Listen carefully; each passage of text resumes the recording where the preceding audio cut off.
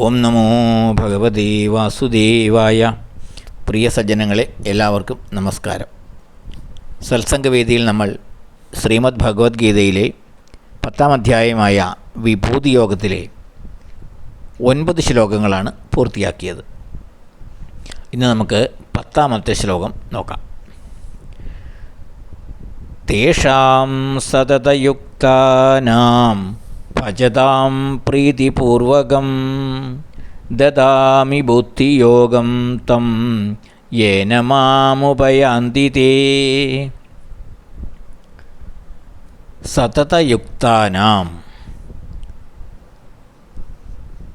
എല്ലായ്പ്പോഴും യുക്തഭാവത്തിൽ ഇരിക്കുന്നവർ, അതായത് സദാ ഭഗവത് ചിന്തയിൽ മുഴുകിയിരിക്കുന്നവരും, പ്രീതിപൂർവകം സന്തോഷത്തോടെ ഭജതാം ഭജിക്കുന്നവരുമായ തേഷാം അവർക്ക്, അതായത് ഭക്തന്മാർക്ക്, യേന ഏതൊന്നുകൊണ്ട്, തേ അവർ, മാം എന്നെ, ഉപയാന്തി പ്രാപിക്കുമോ, തം ബുദ്ധിയോഗം ആ ബുദ്ധിയോഗത്തെ, ദദാമി ഞാൻ നിനക്ക് നൽകാം.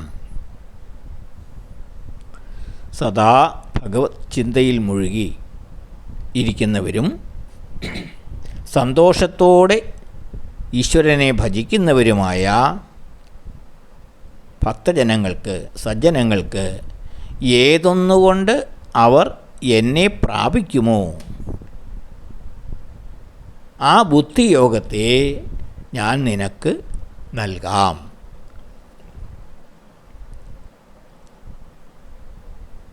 ആ ബുദ്ധിയോഗത്തിലൂടെയാണ് അവരെന്നെ പ്രാപിക്കുന്നത്. അങ്ങനെ ഏതൊരു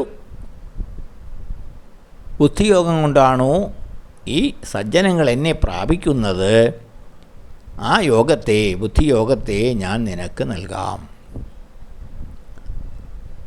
സദാ ഭഗവത് ചിന്തയിൽ മുഴുകി സന്തുഷ്ടചിത്തരായി ഭഗവാനെ ഭജിക്കുന്നവർക്ക്, സേവിക്കുന്നവർക്ക് ഭഗവാനെ പ്രാപിക്കുവാനുള്ള ബുദ്ധിവിശേഷത്തെ ഭഗവാൻ തന്നെ പ്രദാനം ചെയ്യുന്നു.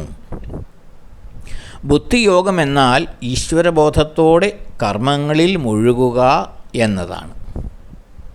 തത്വമറിഞ്ഞ്, ഈശ്വര തത്വമറിഞ്ഞ് ഭഗവാനെ ഭജിക്കുക എന്നതാണ്. ഭഗവാനാണ് തൻ്റെ പ്രാപ്യസ്ഥാനം എന്ന ഉറച്ച ബോധത്തോടെ മുന്നോട്ട് പോകുന്നതാണ്. തൻ്റെ ബുദ്ധിയെ അഥവാ പ്രജ്ഞയെ ഭഗവാനിലേക്ക് ലക്ഷ്യം വച്ച് അതിനായി പ്രവർത്തിക്കുന്നതാണ് ബുദ്ധിയോഗം എന്ന് പറയുന്നത്. ബുദ്ധിയെ യോഗമാർഗത്തിലേക്ക് കൊണ്ടുവരിക. അപ്രകാരം ബുദ്ധിയെ പാകപ്പെടുത്തണമെങ്കിൽ ഭഗവാൻ തന്നെ നിശ്ചയിക്കണം. അതിന് പാത്രമാകണമെങ്കിൽ അനന്യമായ ഭക്തിയും വിശ്വാസവും ഉള്ളവരും സന്തുഷ്ടചിത്തത്തോടെ ഭഗവാനെ ഉപാസിക്കുന്നവരും അഥവാ സേവിക്കുന്നവരും ആയിത്തീരണം. അപ്രകാരം ഏതൊരു ബുദ്ധിയോഗം കൊണ്ടാണോ സജ്ജനങ്ങൾ ഭഗവാനെ പ്രാപിക്കുന്നത്, ആ ബുദ്ധിയോഗത്തെ നിനക്ക് ഞാൻ നൽകാം, പറഞ്ഞു തരാം. ഇതാണ് ഭഗവാൻ ഈ ശ്ലോകത്തിലൂടെ പറയുന്നത്. അടുത്ത ശ്ലോകം നമുക്ക് അടുത്ത ദിവസം നോക്കാം. എല്ലാവർക്കും നന്ദി, നമസ്കാരം. ഓം നമോ ഭഗവതേ വാസുദേവായ.